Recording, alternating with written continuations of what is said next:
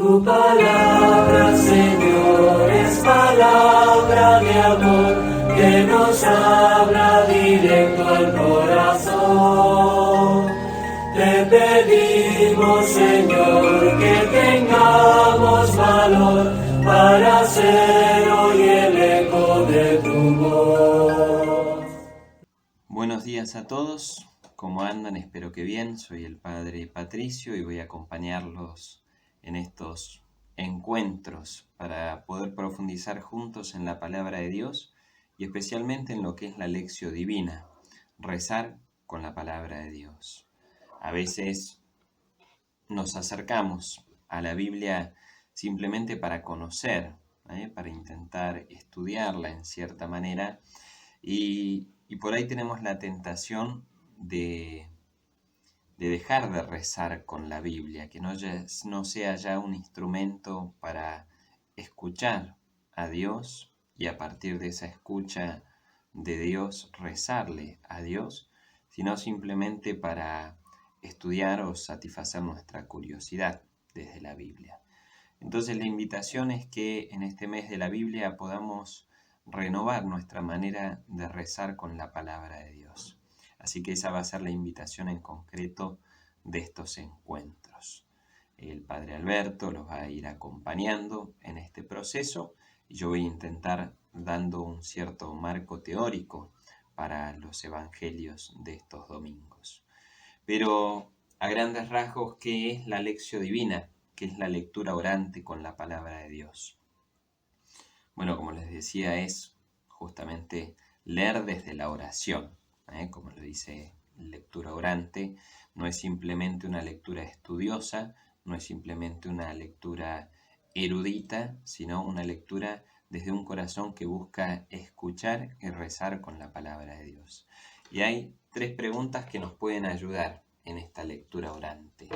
Hay un primer paso de la lección divina que responde a qué dice el texto, qué es lo que el texto dice.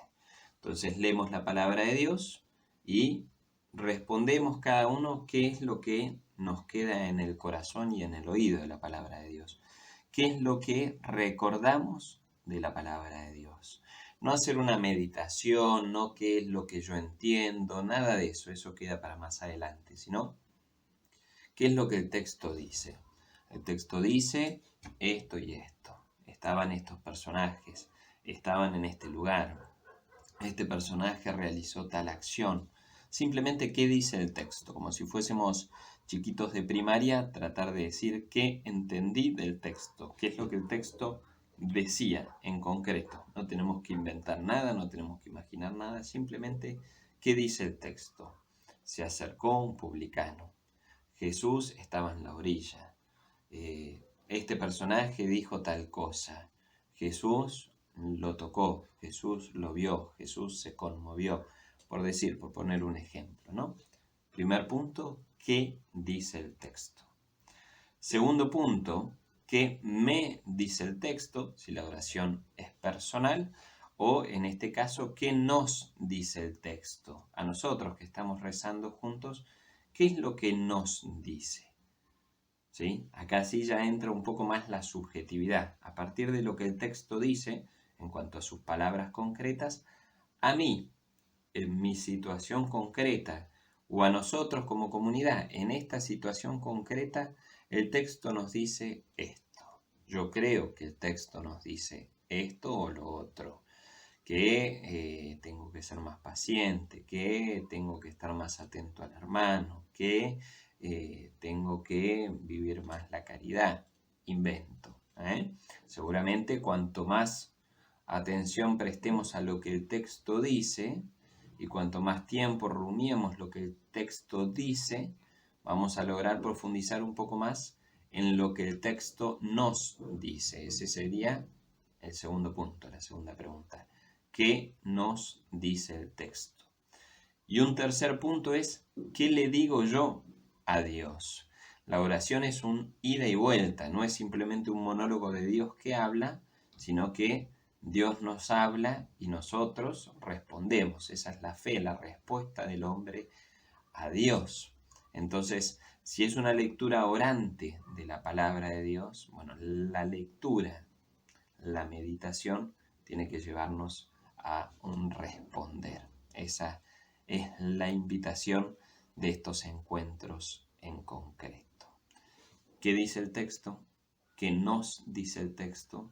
¿Qué le respondemos?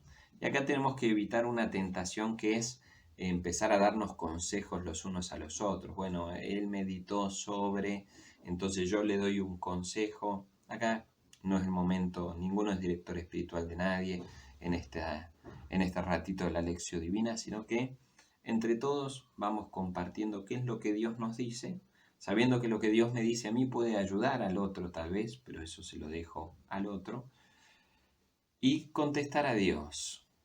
Señor, yo te pido, en base a esto que leímos, en base a esto que meditamos, yo te pido esto, o te pedimos esto, que nos ayudes a seguir adelante, que nos des esperanza, que nos ayudes en este tiempo de la pandemia, que escuches nuestras intenciones, lo que sea. ¿Qué dice? ¿Qué nos dice? ¿Qué le decimos?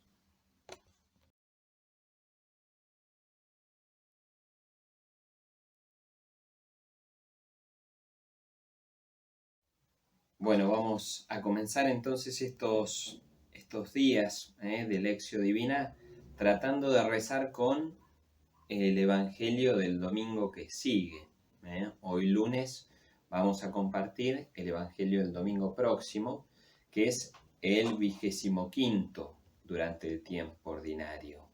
El Evangelio, para los que lo quieren seguir desde su casa, es Mateo 19, versículo 30 a el capítulo 20, versículo 16. Es un pasaje muy lindo, que solo está en Mateo, no figura en ninguno de los paralelos, ni en Lucas ni en Marcos. Así que es como una joyita, una perlita que nos da el evangelista Mateo. Y los invito a que escuchemos ahora. Vamos a escuchar la versión de la liturgia, que es el libro del pueblo de Dios. Tal vez alguno puede seguirlo con otra Biblia, no se preocupe si son otras las palabras, sigue siendo la palabra de Dios. Jesús dijo a sus discípulos: muchos de los primeros serán los últimos, y muchos de los últimos serán los primeros. Porque el reino de los cielos se parece a un propietario que salió muy de madrugada a contratar obreros para trabajar en su viña. Trató con ellos 1 denario por día y los envió a su viña. Volvió a salir a media mañana y al ver a otros desocupados en la plaza les dijo: vayan ustedes también a mi viña y les pagaré lo que sea justo. Y ellos fueron. Volvió a salir al mediodía y a media tarde hizo lo mismo. Al caer la tarde salió de nuevo y encontrando todavía a otros les dijo: ¿cómo se han quedado todo el día aquí, sin hacer nada? Ellos les respondieron: nadie nos ha contratado. Entonces les dijo: vayan también ustedes a mi viña. Al terminar el día, el propietario llamó a su mayordomo y le dijo: llama a los obreros y págales el jornal, comenzando por los últimos y terminando por los primeros. Fueron entonces los que habían llegado al caer la tarde y recibieron cada uno 1 denario. Llegaron después los primeros, creyendo que iban a recibir algo más, pero recibieron igualmente 1 denario. Y al recibirlo protestaban contra el propietario, diciendo: estos últimos trabajaron nada más que 1 hora, y tú les das lo mismo que a nosotros, que hemos soportado el peso del trabajo y el calor durante toda la jornada.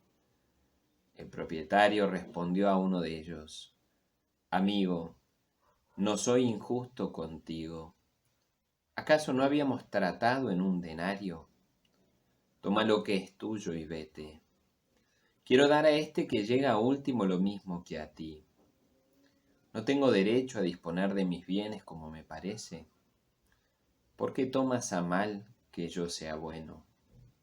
Así los últimos serán los primeros, y los primeros serán los últimos.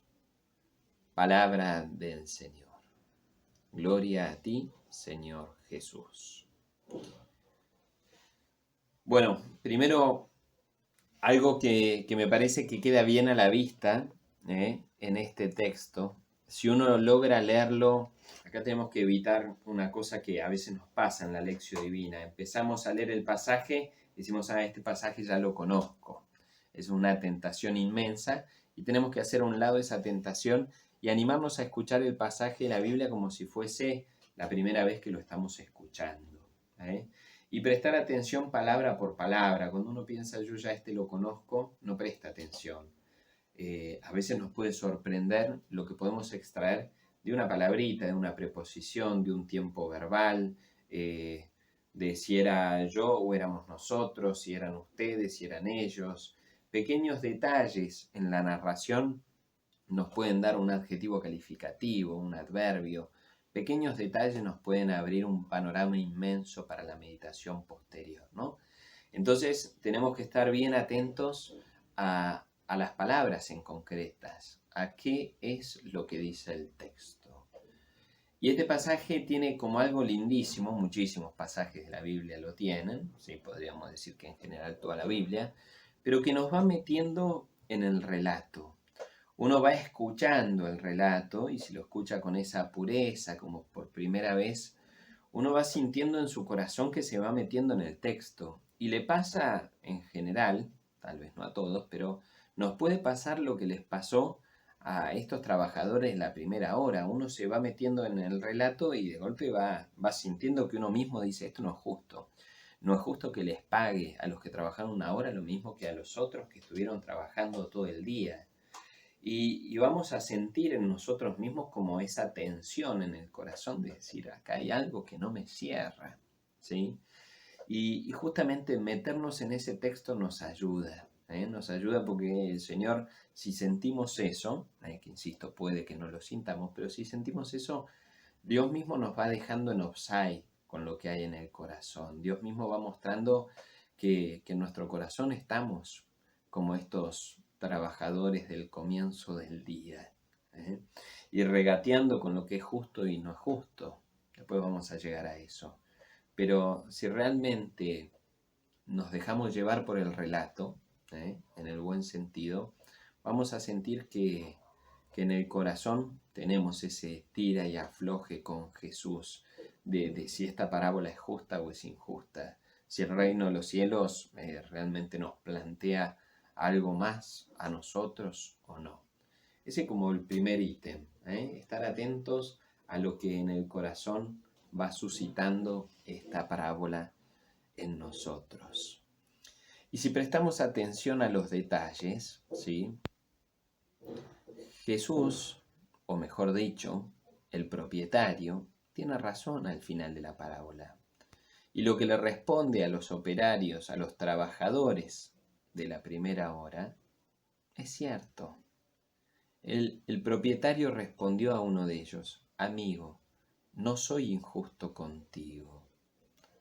¿Acaso no habíamos tratado en un denario? Y cuando uno vuelve al principio, se da cuenta que es cierto. De hecho dice al comienzo, trató con ellos un denario por día y los envió a su viña. Que de hecho un denario por día era lo justo. Era el salario justo, un denario por día. Si aceptaron al comienzo lo que el propietario les decía, porque al final del día el denario no alcanza. Si es lo que ellos querían y es por lo que habían trabajado y es lo que habían pactado con el propietario. Entonces nos queda la pregunta, ¿y por qué al final del día no les satisface? Y pregunta el propietario, ¿no tengo derecho a disponer de mis bienes como me parece? ¿Por qué tomas a mal que yo sea bueno? Y esta pregunta es como encender la mecha, ¿sí? Casi el último versículo. ¿Por qué tomas a mal que yo sea bueno? ¿Acaso no nos pasa a veces tomar a mal la bondad de Dios? Y uno revisando ciertos pasajes del Evangelio, de hecho lo escuchamos hace pocos domingos, cuando Jesús pone al de la mano al que tenía la mano muerta, así tullida, en medio de la sinagoga, y les pregunta, ¿está bien o está mal sanar a alguien en sábado? Podríamos hablar todo lo que implica el sábado, pero ya lo conocen, ¿no? Y uno ahí se da cuenta y dice, qué bien, qué lindo que Jesús haga el bien, pero los otros, los fariseos en general, se lo tomaron mal. Entonces, ¿no tiene razón este propietario? ¿No hay muchos que se están tomando a mal que Jesús, que Dios sea bueno? Y a veces podemos tener nosotros esa tentación, ¿eh? De ver la misericordia de Dios y no estar conformes en cierta manera. Pensar que es demasiado misericordioso, que no es justo para los otros. Y de hecho aquí se nos abre un panorama inmenso. Mateo está escribiendo su evangelio en un momento de la historia donde ya comenzó a separarse el judaísmo del cristianismo. En un comienzo esto era un híbrido, podemos decir. No estaba tan claro que los cristianos ya no eran judíos. De hecho está toda la disputa con Pablo en las cartas paulinas. ¿Hace falta que respetemos la ley, los cristianos? ¿Hace falta la circuncisión? ¿No comer carne inmolada a los ídolos? ¿Hace falta respetar el sábado? ¿Todo eso es necesario para los cristianos?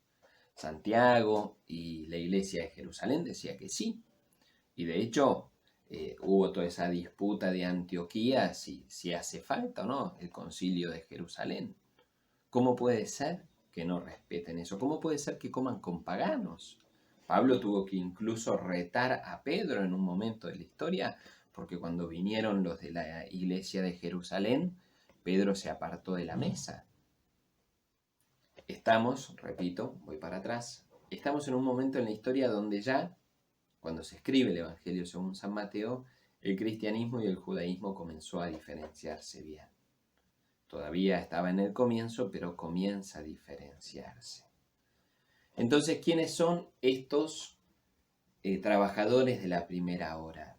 En cierta manera son los judíos, es el pueblo de Israel, que fueron llamados por Dios, son el pueblo elegido. ¿Y cómo puede ser que ahora el pueblo elegido pasó por la esclavitud en Egipto, pasó por el exilio en Babilonia, pasó antes por los 40 años en el desierto, y ahora vienen todos los paganos y con la muerte de Jesús en la cruz y la resurrección son invitados a participar del reino de los cielos? ¿Cómo puede ser semejante apertura y semejante misericordia?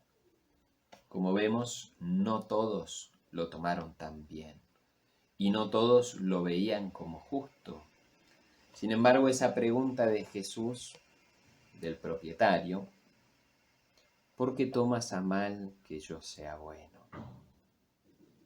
Nos puede pasar que la misericordia de Dios a veces no nos caiga del todo bien, que la misericordia de Dios no nos parezca justa. Y de hecho, ese es uno de los meollos de este evangelio, que la justicia, mejor dicho, que la misericordia de Dios no se contrapone a la justicia, no es contraria a la justicia, no es injusta, sino que supera la justicia humana. No soy injusto contigo, dice el propietario, y no lo es, porque había pactado en un denario, y es eso lo que le dio.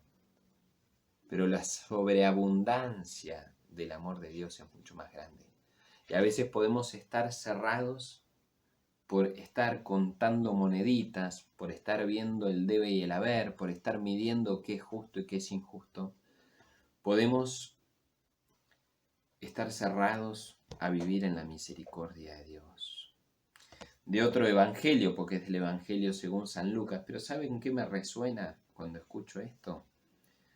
Al hijo mayor de la parábola del Padre Misericordioso. El hijo mayor al final de la parábola le reclama en Lucas 15 cómo podía recibir a su hijo, cómo podía perdonarlo después de haber malgastado todos sus bienes. Y ahí le dice, y a mí ni siquiera me has dado un cabrito para compartir con mis amigos. ¿Y qué es lo que el padre le contesta? Hijo, tú estás conmigo y todo lo mío es tuyo. El hijo mayor estaba tan enfrascado, tan encerrado en su justo e injusto, en el doy y recibo, en el debe y en el haber, que nunca pudo disfrutar de la casa paterna como su propia casa, que nunca pudo disfrutar del amor del Padre siendo verdaderamente hijo. Aquel que volvió para ser un empleado, en cierta manera, me estoy yendo a otro evangelio, pero aquel que volvió para ser un empleado, logró disfrutar del amor de hijo, del amor del Padre. Y aquel que estuvo siempre en la casa del Padre, no había logrado saberse hijo. Bueno, tal vez, en esta línea nos ayuda a entender esta parábola tan grande y tan maravillosa. La misericordia de Dios se derrama. La bondad de Dios es tan grande que a veces nos implica un tironeo en el corazón para poder entenderlo, para poder recibirlo. Y hay dos cositas más y ya termino. Una que en el Evangelio, si vamos al Evangelio, a esta cita, Mateo 19:30 al 20:16, el Evangelio anterior a este es el del joven rico. Justo, termina el joven rico, aquel que se fue entristecido porque tenía que dar sus bienes. Si quieres ser perfecto, ve, vende todo y sígueme. Aquella invitación lo dejó entristecido porque poseía muchos bienes. A veces si estamos en esta mentalidad de poner una balanza, qué es justo, qué es injusto, lo que tengo y lo que recibo, nos perdemos de esa invitación mucho más grande de Dios, que siempre nos va a terminar dando mucho más de lo que nosotros damos. Porque qué lindo poder darse cuenta que el regalo de Dios no es el denario del último momento, del fin de la jornada, sino que el regalo de Dios es poder trabajar en su propiedad, poder ser parte de los operarios de su mies. Qué lindo eso. No importa si trabajé todo el día o trabajé una hora, es inmerecido. Él fue al borde del camino, fue al cruce del camino y me llamó para ser parte de su trabajo. Es una invitación grande, ¿no? Cómo se contrapone el joven rico, el texto anterior, justo anterior, con este. Y el domingo pasado, tengo acá mi machete en el pizarrón, hay otra parábola. El domingo pasado escuchamos otra parábola que también viene de la mano con esta y nos ayuda a entender. Es aquel del rey, ¿se acuerdan? El rey que le perdona la deuda a uno de sus súbditos. El súbdito sale después de haber sido perdonada la deuda, que era una deuda inmensa, y se encuentra con alguien que le debía a él chauchas y palitos, pocas monedas. Y este lo tomó del cuello hasta ahogarlo y lo metió preso hasta que pagara la deuda. Y el rey le dice al final, ¿no deberías tú haber perdonado la deuda como yo la perdoné contigo? ¿No deberías tú haber sido tan misericordioso como yo? La invitación de esta parábola que estamos escuchando hoy, Mateo 19:30 al 20:16, del cruce del camino y de ir a trabajar a la mies del Señor, es una invitación a que nosotros vivamos con la misma misericordia de Dios.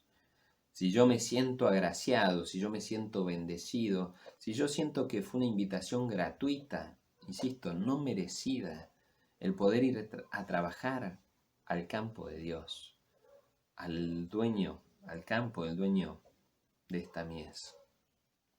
No tengo ningún derecho a ir contando y llevando las cuentas de a quién le paga más y a quién menos.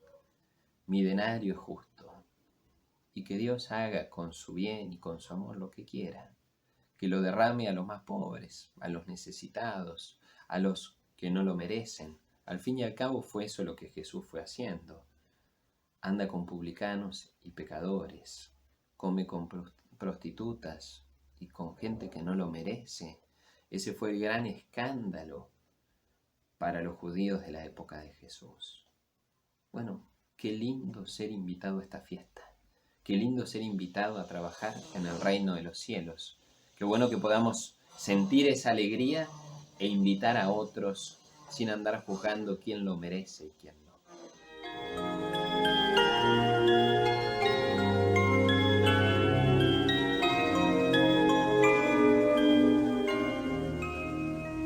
Tu palabra, Señor, es palabra de amor que nos habla directo al corazón. Te pedimos, Señor, que tengamos valor para ser hoy el eco de tu voz.